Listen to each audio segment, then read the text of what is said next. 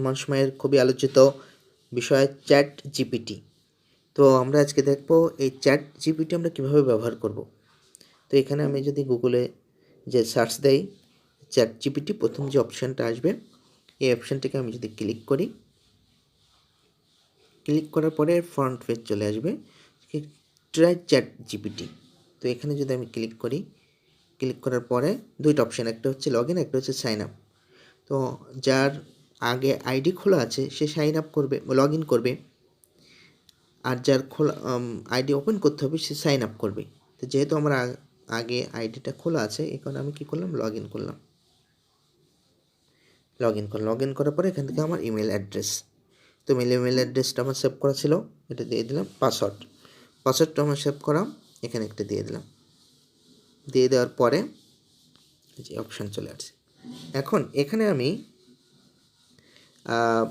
যেটা লিখব তারই অ্যান্সার চলে আসবে। যদি আমি লিখি হোয়াট ইজ পারফেক্ট ফিল্ড,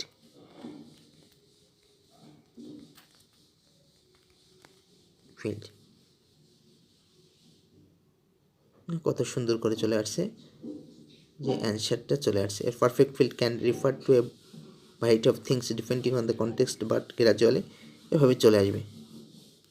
এখানে আমি যা কিছু সার্চ করবো না কেন ওই জিনিসটাই চলে আসবে। তো এইভাবেই আমরা চ্যাট জিপিটিকে আমরা ব্যবহার করতে পারি। ব্যবহার করার পরে আমি এখানে যে এই যে লগ আউট অপশানে ক্লিক করলে আমার এটা লগ আউট হয়ে গেল। তো ধন্যবাদ সকলকে।